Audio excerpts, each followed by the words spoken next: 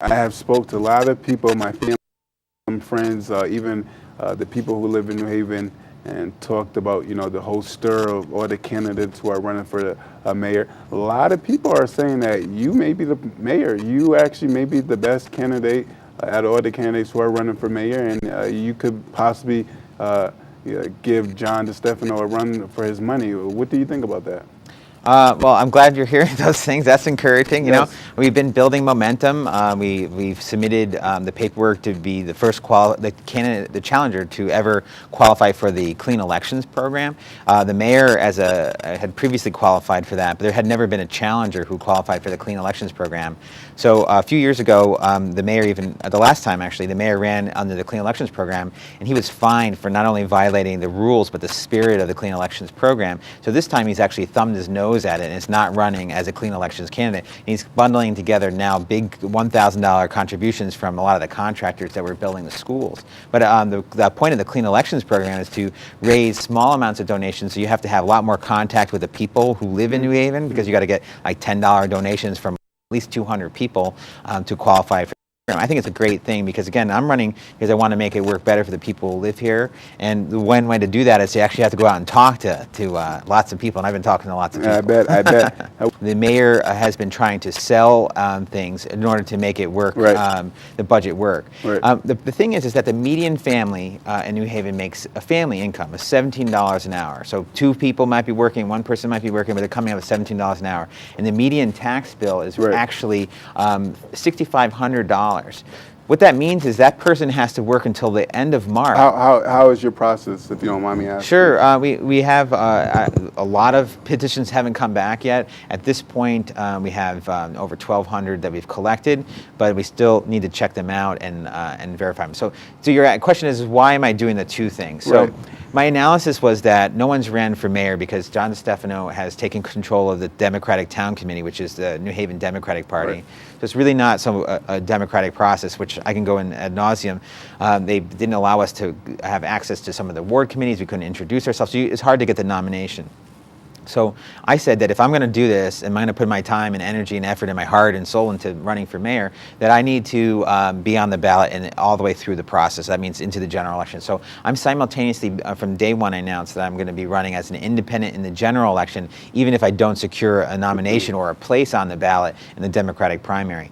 So the state has a different standard. You have from January 1st to August 10th to get 104 signatures.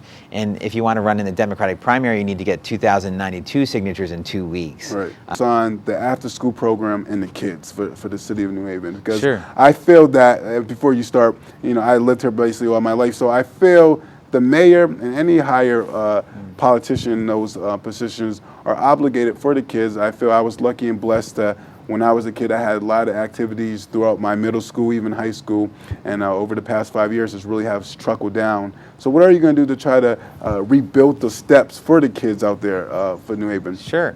With the fire department, the police getting laid off, or not enough police patrolling the streets. You have it's a big controversial issue. What Sure. are you going to do when going in the office of New Haven? Sure. So we have a police chief that lives in Chicago. Yeah. The guy has been commuting back and forth. We need a chief of police that lives in New Haven. Is that right? Yeah. He currently lives in Chicago? Yeah, I thought he goes there I thought he lived there. Yeah, but his wife moved back there, and he's going back and forth. Obviously you got to maintain your relationship, but at the same time, we need a chief of police who's going to be living here in New Haven and getting stuff done. Do you have anybody in mind? If you I were the don't, mayor? but if you have some suggestions, I'm open to hearing.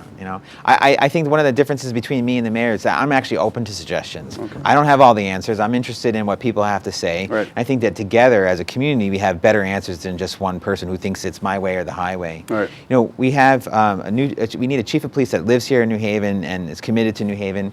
We actually need to do smarter, more effective deployment. We have a lot of cops on during the day. It makes, when Yaley's coming to town, it makes New Haven look safe because you got all the cops driving around. Well, crime is happening at night, We need the cops on when and where crime is happening. I think we do better deployment there. We should do some walking beats in some of the tougher neighborhoods so they actually have better relationships with the people that live there. So if they do want to see crime or they want to talk to someone, they'll actually know who their cop is, instead of right now, they may not know that person, so it's harder for them to go and talk to them. So better the violent. Sure. As I was talking to you, I really think that we need a chief of police that lives in New Haven and not just telecommutes in. We need a full-time police chief. We have serious issues here. We need to have walking beats in the tougher neighborhoods to make sure that they're connecting to people so we can deal with that.